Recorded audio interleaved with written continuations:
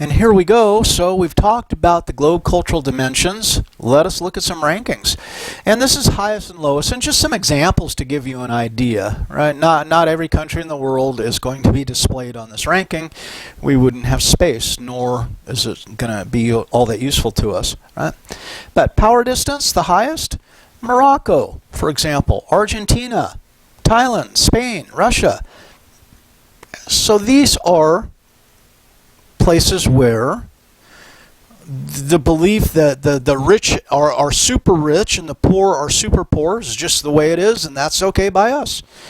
I want you to consider Vladimir Putin. Vladimir Putin started as a street urchin in post-World War II Leningrad, fighting for scraps, right? Vladimir Putin is thought to maybe have $40 or $50 billion under his belt now. How did that happen? How did that occur? Well, he's in Russia, and power distance is allowed. So those who can scam for the dollar, the almighty dollar, or ruble, if you will, and pile it on. I mean, Putin is an interesting guy. I would never underestimate Vladimir Putin. He was KGB. He knows the ins and outs. Like, he started as a street urchin. He started with nothing. And he's one of the wealthiest people in the world now. As a public servant, where did all that money come from? It certainly didn't come from his presidential salary. Fascinating kind of issue, right? People play a game in Russia, that is, what's Putin's new watch? Because he's got a watch fetish. He loves watches. And I mean, what's Putin's new watch? And they try and figure out when they see him, right, what that watch is, and then put the price to it. And we're talking $40, $50, $60,000 watches, right? And a ton of them, right?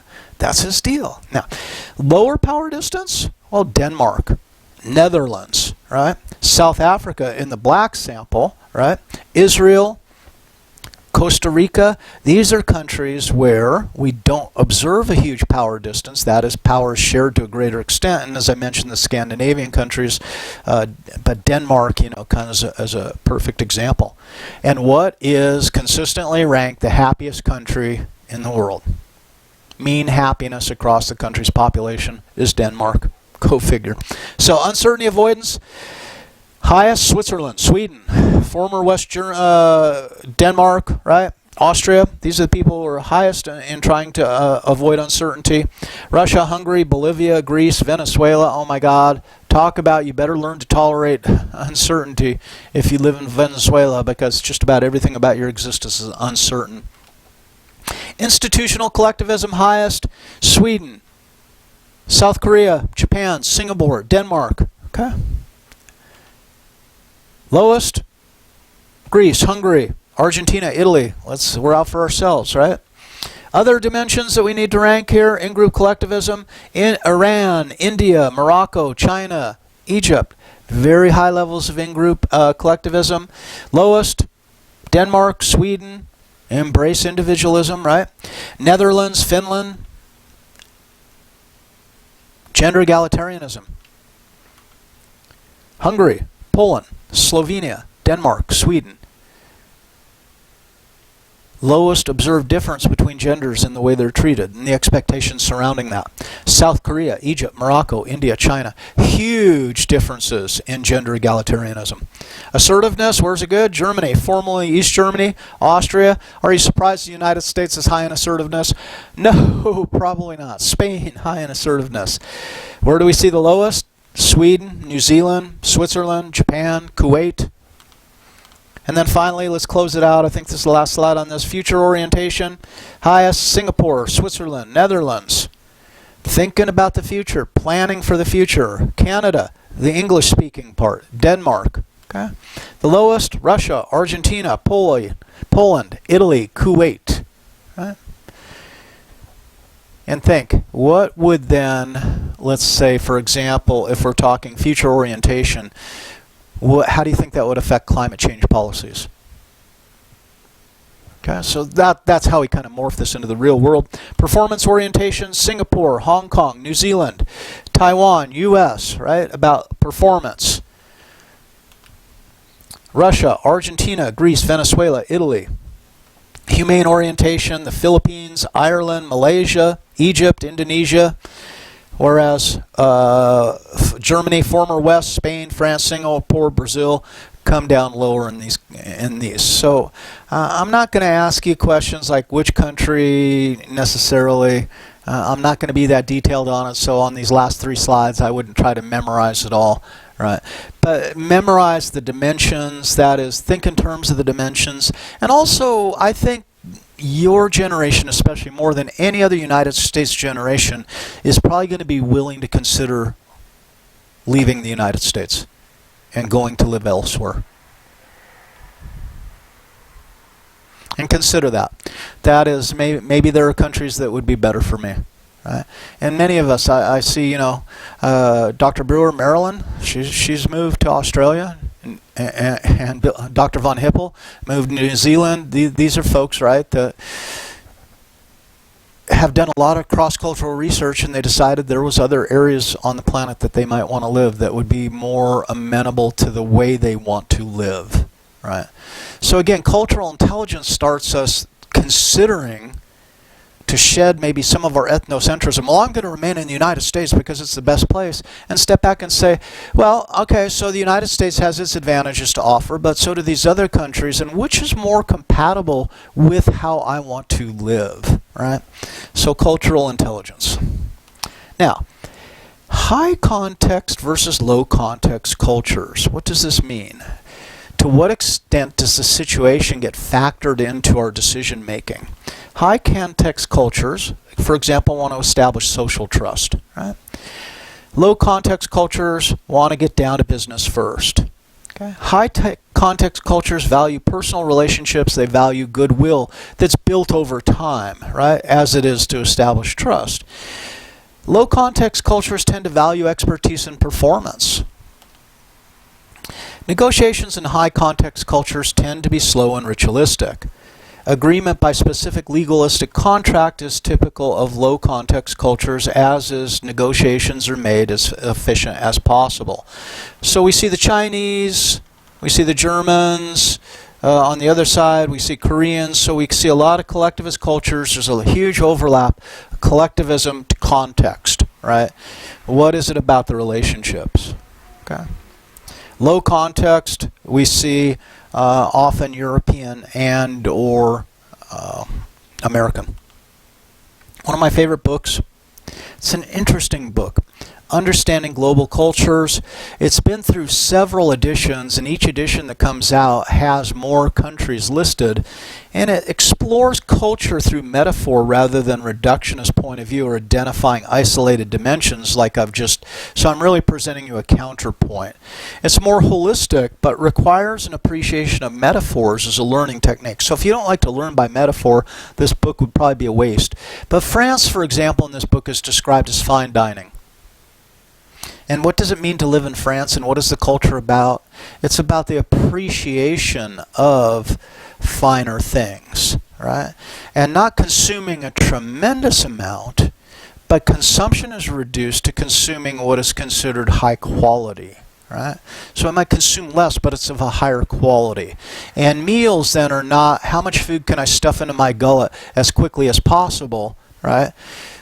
But how can I sit down at the table and enjoy 2 or 3 hours with my friends or family over a very luxurious dinner that is probably not as significant in its quantity, but very nuanced in its flavors, right? So, very different. Okay? England, if I remember correctly, was like the brick wall. And what that means is that in England, we live in relatively confined spaces in terms of villages, right? But then we have the brick wall that surrounds our property. So we live in this collective, but we have our own private space. And that kind of typifies the way the British might approach life, okay? So, America, the metaphor, what do you think? Football. A bunch of this shit, and may the best man win, right? So, different metaphors of different countries. It's a fascinating book. I really enjoy it, but you may or may not. So check it out. Let's talk about the perceptions of time. How do cultures view time? Well, monochronic, and that is the United States. Time is fixed, fleeting, and inflexible. Time is money for monochromic, right? So, polychronic, time is fluid, is plentiful, and it's flexible. All right. Now, I had my approach to office hours is polychronic. That is, let's all come and let's all sit down and talk. And some of my favorite office hours is when we have 3 or 4 people with me in office hours, and I miss this dearly. Right, virtual office hours is not the same as sitting there together. But people will come in, they go out, they pose their question, we talk about that a little bit, and then the person thinks about what we were talking about and reflects on it, and then we answer some other questions of this other person, and then all of a sudden we're talking about this person's issue, and then suddenly people are joining in. But notice, no one has a lock on the time. This is my time, my monochronic time. This is where we give and take, we go back and forth in this flexible manner. Drives some people crazy, right? Other people kind of learn to appreciate it, and we get to know each other pretty well as a result of kind of using polychronic time in that regard. Interpersonal distance zones for business conversations. What do we know? If you're going to do business in other countries, understand that people feel comfortable speaking at different distances. So in Arab cultures, you might speak real closely, right, Annika? Annika and I are going to have a conversation here in an Arab country, and what we're doing is we are close. We are freaking close talking it, right? And I can smell Annika's breath. She can smell my breath. Poor Annika. But what it is, it's tight, and we get a lot of information from the interpersonal closeness about each other, and it builds trust, right? In Asian and Latin American countries, Annika and I are going to pretty much speak like this, right? And this is the distance we would be at, right? Do you like that, sweetie?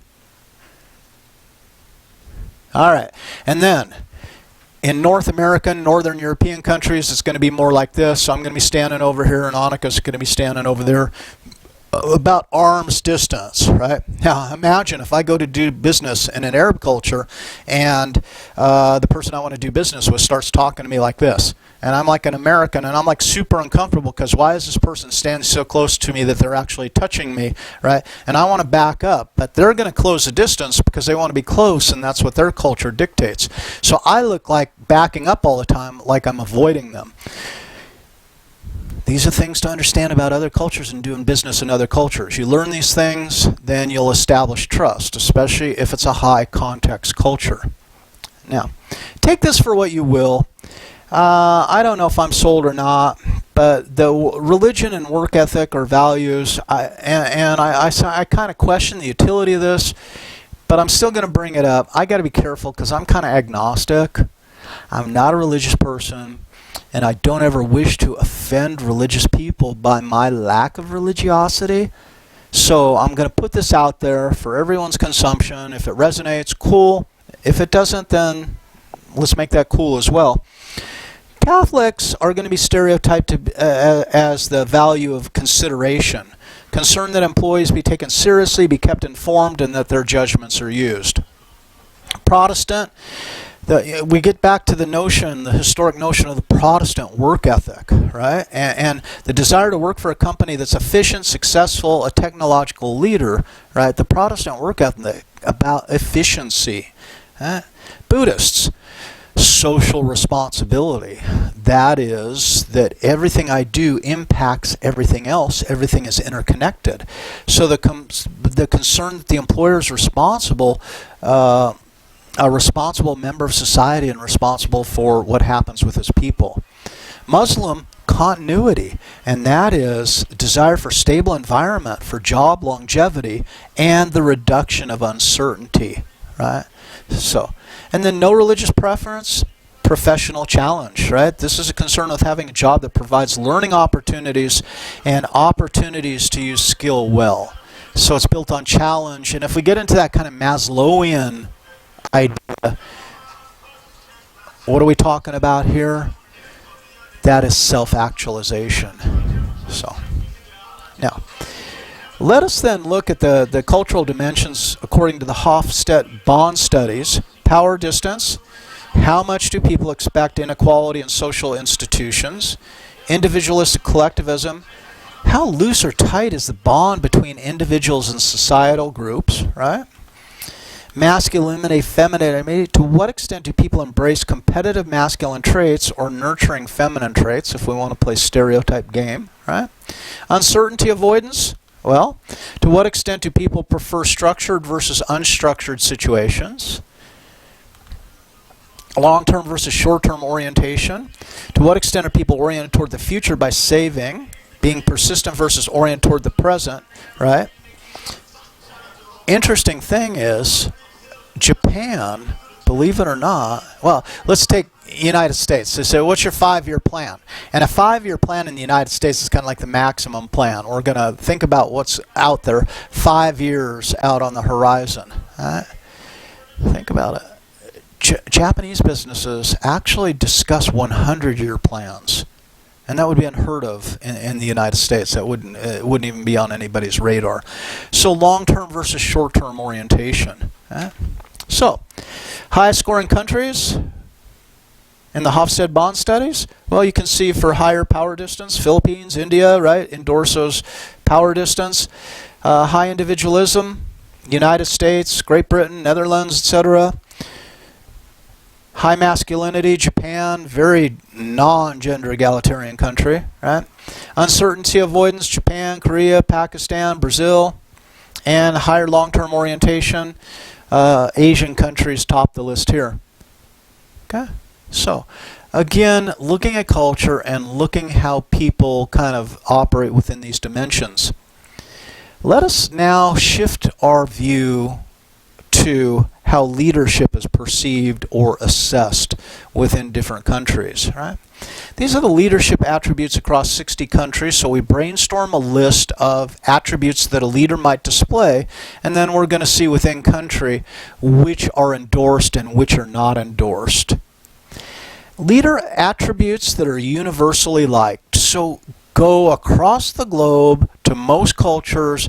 What are people in these cultures going to say? This is what I like in a leader. Trustworthiness. No big surprise there, right? Dynamic. Well, yeah, that makes sense too, doesn't it? Motive arouser, and notice how dynamic and motive arouser kind of work. And some of the language is kind of strange because remember, this is translated and back translated, so a lot of these terms represent compromises. Okay? Decisive. Intelligent. Okay? Dependable. These are universally liked. Plans ahead, right? Excellence oriented, and someone who builds teams. Finally, someone who's encouraging. Now, let's look at the attributes that are disliked universally. So people from most countries say, hey, these as far as bosses go are frickin' deal killers, right? Non-cooperative. Makes sense, right? Irritable. No one likes to be around irritable people. Egocentric. Super deal killer. Really a put-off. Okay? Ruthless. People don't like that. Dictatorial. You want to work for someone dictatorial? More power to you. I sure as hell don't like being dictated to. And I've had a couple of those jobs where my boss was a dictator. Got no use for that shit, right? Loner. Self-centered. Doesn't work. Okay? Now, these are disputed leader qualities, and these are the ones that kind of inform us about how a culture shapes people. Subdued. Now, in a lot of Asian collectivist cultures, saving face requires a certain level of being subdued. So that would be, but not necessarily subdued is not a quality that's admired in the United States, right? Intergroup conflict avoider. Well, to what extent do we not want conflicts within our group? To what extent do we work hard to avoid those? And notice in the United States, once again, conflict within the group is admired by many leaders. Cunning. Some people like, some cultures endorse cunning, others do not. Sensitive. Shown as a sign of weakness in some cultures, a sign of strength in other cultures. Provocateur, and there's a word, right? This is someone who is out there and risky and stirring the pot, so to speak. Self-effacing, and this is not taking responsibility, not taking credit necessarily. And willful. Admired in some, not admired in others. So, model minorities, let's talk a little bit about it. This is some research that I did with Will Maddox. Again, we're talking about Maddox, and it was weird how this research came to be. What we did is Maddox was about to leave graduate school. I still had a couple years ahead of me, and he said, we should do some research together. We should see if we could publish an article together. Wouldn't it be bitchin' if we could see an article with Maddox and Polifroni on it? I said Polifroni and Maddox might even be better, but let's not quibble. It actually turned out to be Maddox, Galinsky, Cootie, and Polifroni by the time it was all said and done. But we said, what should we research? And we were well prepared to study stereotyping and prejudice coming from OSU Social Psych graduate school. We'd had more than our fair share of backgrounding in that. But we said we should do something original, and what we should do is look at minorities that cause negative reactions, not because they're inferior, but because they're superior. The model minority, and this is research I don't think that had ever been done before, so we were jacked because this is cool. So positive stereotypic traits can lead to dislike of a group is the basic premise, right? And most likely under conditions of perceived realistic conflict. So to the extent that people perceive this group as being superior to our own group and we're set in competition, then it causes resentment. Now the flip side was, if the group is superior to group, but we're in cooperation, then their superiority creates admiration. So it was a cool set of studies, right? And it's likely that it was domain specific. And we were going to go there, but we kind of ran out of time on us, so we just didn't go any further. The distance was increasing, and we were being pulled in different directions. So let's talk about the foreign assignment cycle real quick, kind of where I was talking about at the beginning of the lecture. What happens if you're assigned to a foreign country? Well, from that, you take your home country experiences, right? And selection, you're selected, the training might be unrealistic, right? And you're sent to the foreign country. You arrive and you experience culture shock, right? You have to adjust to the new culture. Culture shock is probably the likely component. And then you settle in and you begin to acculturate and you become part of that culture to a certain extent, because most of us are highly adaptable.